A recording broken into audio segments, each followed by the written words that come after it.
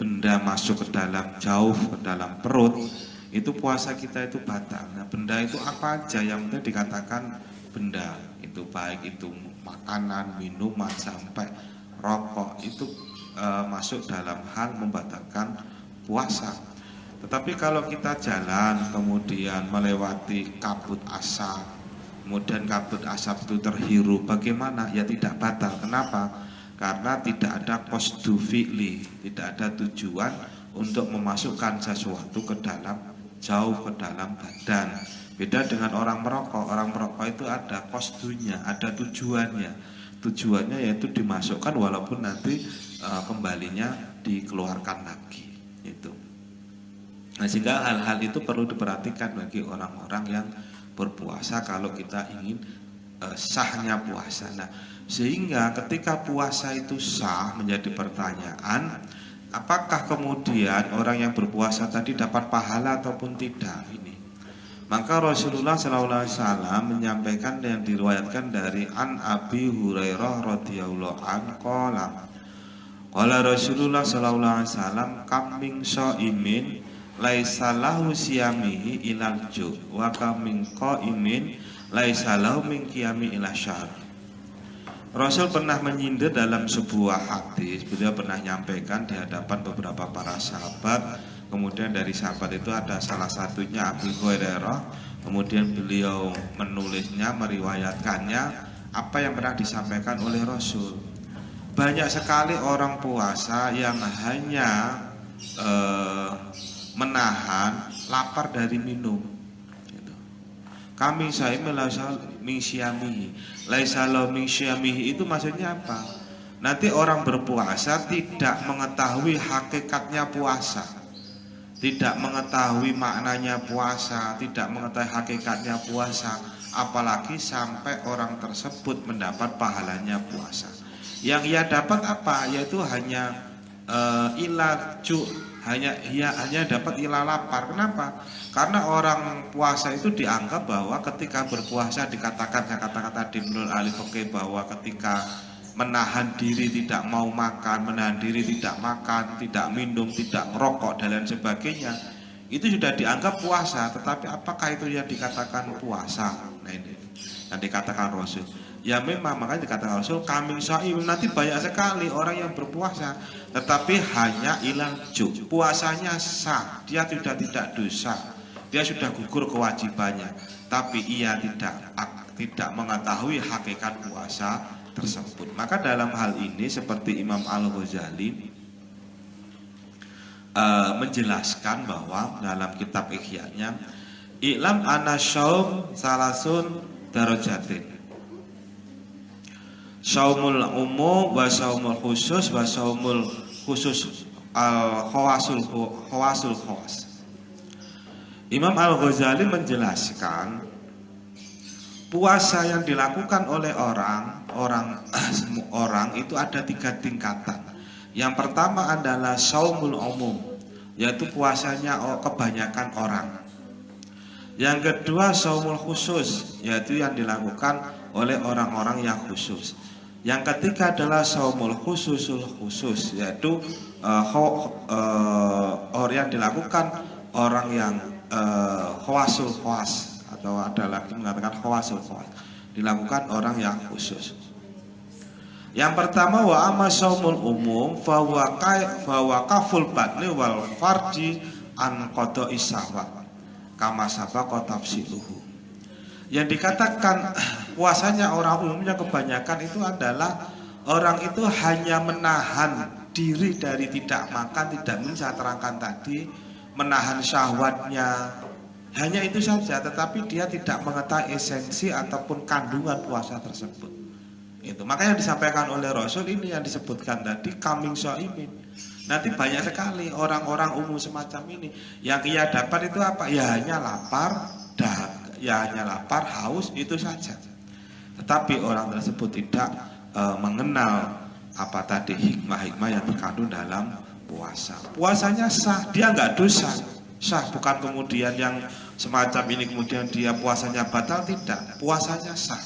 Itu. Kemudian yang selanjutnya adalah wa amma saumul khusus bahwa kafus sam'i wal basar wal lisan wa yad wa sa'irul jawar anil asam. Kemudian puasanya orang yang khusus ini adalah puasanya orang yang ahli ilmu, orang yang tahu. Jadi tahu hukum, tahu ilmu. Bahwa orang ini tahu bahwa ketika melakukan sesuatu hal itu ada dosanya, ada pahalanya itu. Sehingga dikatakan kafu sam'i.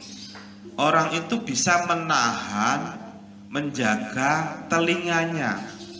Telinganya itu dijaga dari apa? Dari mendengarkan hal yang dosa, dari mendengarkan hal yang tidak ada manfaatnya. Apakah itu kita mendengarkan itu puasa kita batal? Tidak. Puasanya nggak batal, tetapi ketika kita sering mendengar berita-berita yang tidak baik, itu kita berdosa. Ada tetangganya berbicara yang tidak baik, kemudian kita ikut nimbrung, ya kan? Apalagi hari ini ketika kita bisa melihat media massa, media online yang beritanya bertaburan, kadang berita bohong, kadang berita menjelek-jelekan orang lain, ya kan? Kita tahu kejelekan orang lain dari media massa, buka Facebook, ada berita menjelaskan tentang kejadian di sana, kemudian disebar lagi. Ada di sana orang yang berzina disebar lagi, di sana ada menjelek-jelekan seorang tokoh, kemudian disebar lagi. Nah, itu kan perbuatan-perbuatan yang dosa, perbuatan yang hasut. Nah, perbuatan yang hasut itu kemudian kita dengarkan, maka kita dapat dosa. Imbasnya apa? Puasa kita batal nggak? Tidak, tetapi kita tidak dapat pahalanya puasa. Kaful basor, menjaga mata kita ditahan untuk tidak melihat perkara yang mungkarot. Kalau zaman dulu mungkarot itu hanya langsung kita lihat melalui mata telanjang. Kita melihat lawan jenis dengan nafsu, kita melihat aurat lawan jenis dengan nafsu. Itu namanya melihat dengan mata telanjang langsung. Itu kita dosa.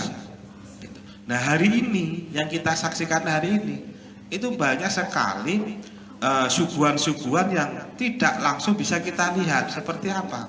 Di media sosial. Seperti di media sosial, ada yang di YouTube, ada yang di Facebook, ada yang di Twitter, ada yang di WA, ada yang video pendek disebarkan. Kita lihat, kita tonton dengan mata telanjang kita. Apalagi kalau berita-berita itu isinya hasut, dengki, kemudian kita tambahi komentari, kemudian kita bagi kepada orang lain. Itu. Nah, di bulan puasa ini seharusnya kita bisa menjaga hal itu. Nah, kalau yang kita kabarkan, yang kita lihat itu perbuatan mungkarot, kemudian kita bagi kepada orang lain. Nah, mungkarat itu akan anak beranak, ya kan? Akan anak beranak. Jadi kita itu membuat maksiat, mengajak orang lain. Nah, itu yang disebut dengan yang namanya adalah perbuatan yang bisa menghilangkan pahalanya puasa. Puasanya sah tapi pahalanya tidak ada. Nah, kalau walisan, secara lisan, kalau dulu kita bisa langsung secara online, secara langsung bertemu dengan orang, kita tidak senang dengan orang, kita ngomong dengan tetangga, kita bicarakan hal-hal keburukan orang lain, itu namanya hasad. Kemudian kita ingin menjatuhkan harga diri orang lain, itu namanya hasud. Itu tetangganya punya kelebihan nikmat orang lain, kita bicarakan kepada tetangga kita, itu namanya hasud. Kita iri, itu namanya hasud lisan. Dulu kita mudah mungkin bisa, kalau ingin hasud, hasad, iri itu harus keluar rumah. Tapi sekarang kita nggak perlu keluar rumah, hanya dengan media sosial, kadang jentikan jari kita itu bisa membuat kita hasad. Di media massa ada tulisan, kemudian kita tulis, yang sifatnya itu menghasut orang lain untuk membenci seseorang, itu namanya hasad. Kita tulis tulisan-tulisan yang di situ yang isinya adalah kita bisa menjatuhkan harga diri orang lain, itu namanya iri. Walaupun dengan mengangkat seolah-olah dibumbui itu hal yang benar, tapi kalau itu tujuannya sudah mungkar, maka itu pun disebut dengan iri dan dengki. Apalagi kalau kita baca di media sosial hari ini yang berita yang tidak tahu asal-muasalnya, kemudian kita baca agak cocok, kemudian kita bagi lagi, padahal berita itu membuat resah orang lain. Dan itulah yang disebut dengan kaful lisan, waliyat, warijli. Itu kita jaga lisan kita, tangan kita dari bermain menjentikan jari kita yang tidak ada manfaatnya. Itu semua kalau kita lakukan, maka itu bisa menghilangkan yang namanya pahalanya puasa. Kita sudah capek puasa 1 hari, tetapi kita tidak dapat pahala sama sekali. Yang selanjutnya adalah wa amasaumul khususul khusus, yaitu puasanya orang yang paling khusus, yaitu ahli-ahli tasawuf, ahli-ahli sufi. Itu apa puasanya? Wa saumul fasaumul qalbi anil hadmid dunya, anil hadmid dunya wal afkari dunyawiyah.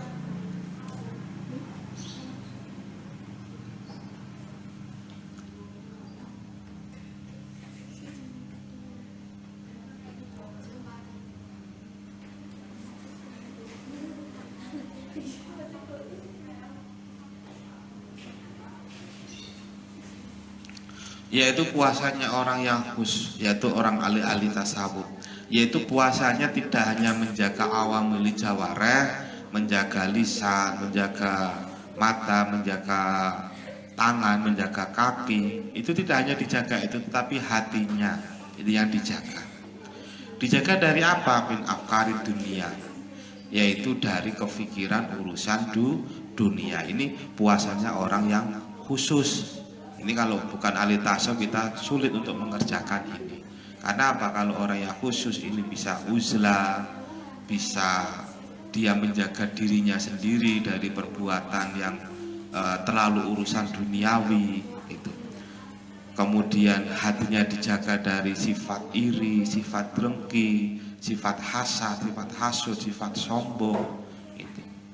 Kalau kita masih kadang sulit mengerjakan ini, kadang kita terutama masalah sombong, kita bisa sedikit aja sudah dipamer-pamerkan orang lain, kita foto kemudian kita bagi kepada orang lain, itu namanya sombong. Beda dengan takadus bin nikmah. Kalau takadus bin nikmah itu menceritakan tentang kenikmatan, tapi kalau sombong itu tujuannya adalah memamerkan apa kelebihan yang kita miliki, itu sombong.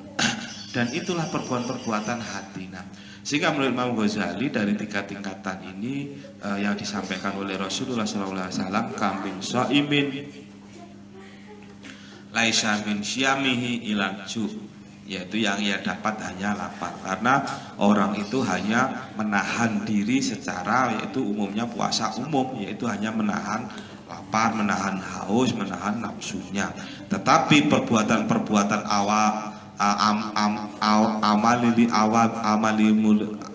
perbuatan yang sifatnya itu anggota seperti tangan, lisan, mata, telinga, kaki, itu tidak dijaga.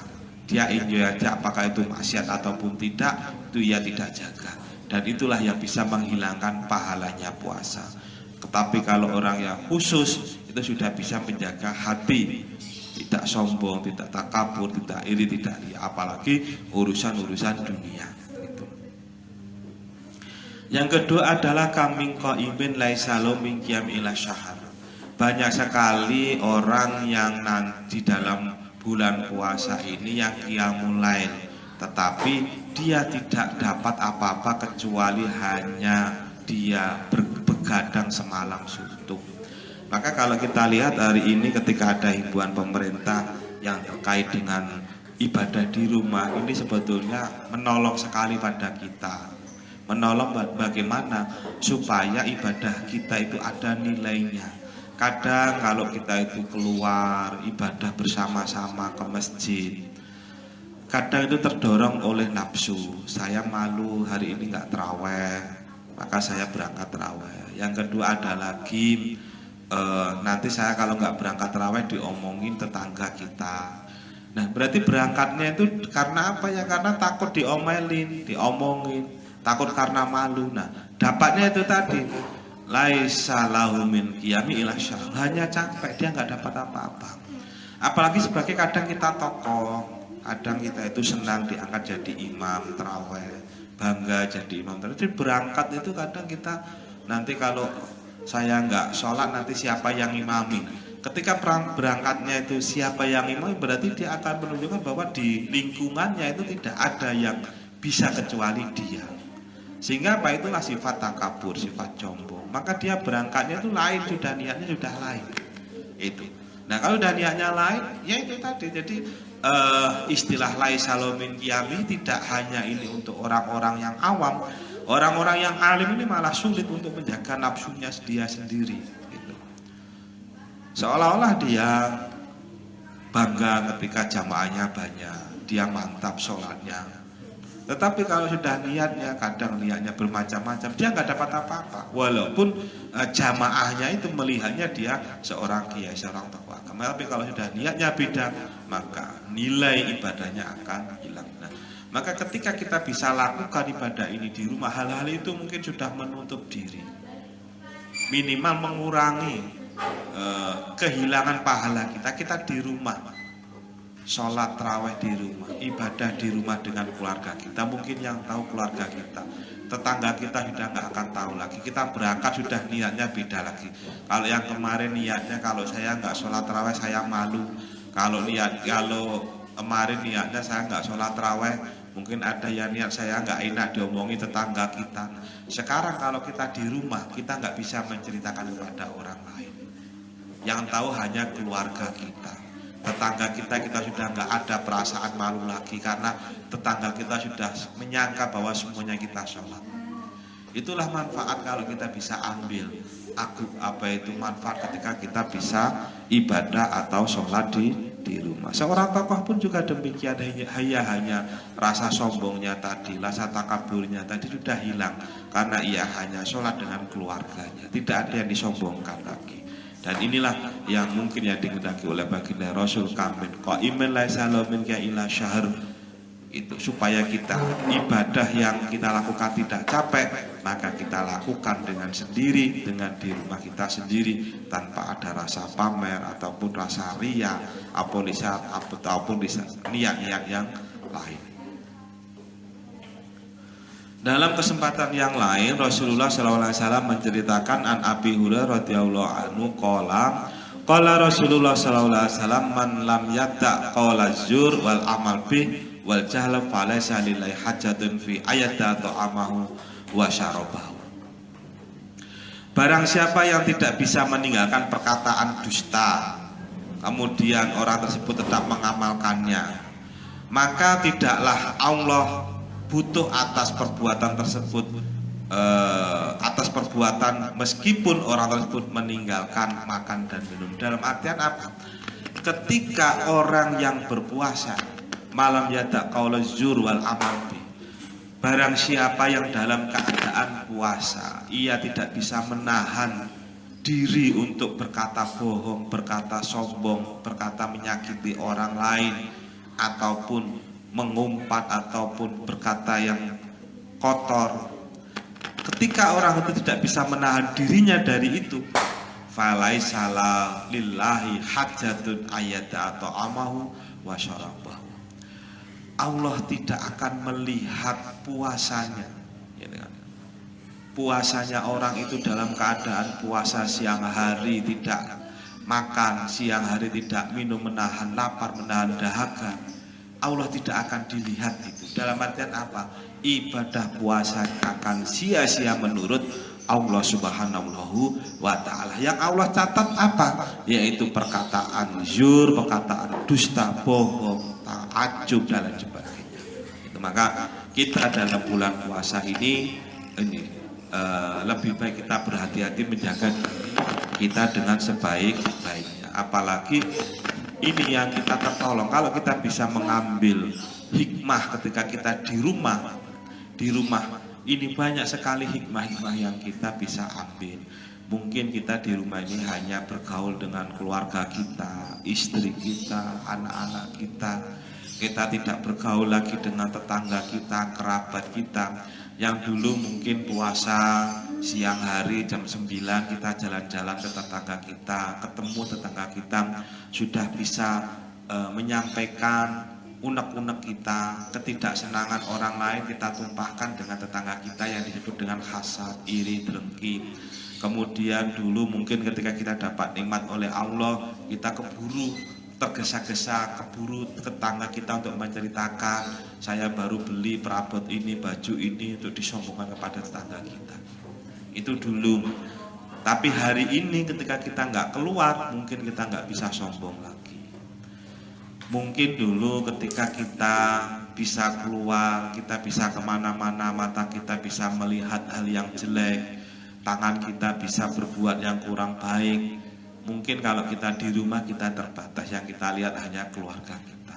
Nah inilah kalau kita bisa mengambil hikmah ketika kita bisa berdiam diri di rumah. Nah, mudah-mudahan dengan kita berdiam diri di rumah ini, kita bersama-sama bisa mengambil hikmah-hikmah dalam berpuasa, sehingga yang disampaikan oleh Rasul tadi, kamin sho'imin, kita tidak masuk golongan itu, yaitu golongan orang-orang yang berpuasa, yang bisa menahan lapar dan dahaga, juga bisa mendapat pahalanya puasa tersebut. Yang kedua, kita malam hari bisa mengerjakan sholat sendiri dengan keluarga kita, itu bisa mendapat pahalanya qiyamul lail. Tidak hilang ibadah kita dengan sia-sia. Disampaikan oleh Rasul, man shoma imanan wa ihtisaban ghufira lahu ma taqaddama wa man qama imanan wa ihtisaban ghufira lahu ma taqaddama atau ghufira lahu min dzambihi. Barang siapa mengerjakan itu, maka Allah akan menghilangkan. Maka barang siapa bisa mengerjakan puasa, maka Allah akan mengampuni dosa-dosa kita min dzambihi. Kemudian barang siapa bisa qiyamul lail, Allah akan mengampuni dosa-dosa kita min dzambihi. Itulah esensi yang bisa diambil hikmah-hikmah dalam kita berpuasa. Mudah-mudahan kita berdiam diri di rumah itu semuanya bisa kita amalkan, kita laksanakan dengan baik. Itu yang bisa kita sampaikan pada kesempatan sore hari ini, yaitu tentang bagaimana kita menjaga agar ibadah kita dapat menghasilkan pahala dan mendapat ridho dari Allah Subhanahu wa ta'ala. Saya akhiri, assalamualaikum warahmatullahi wabarakatuh.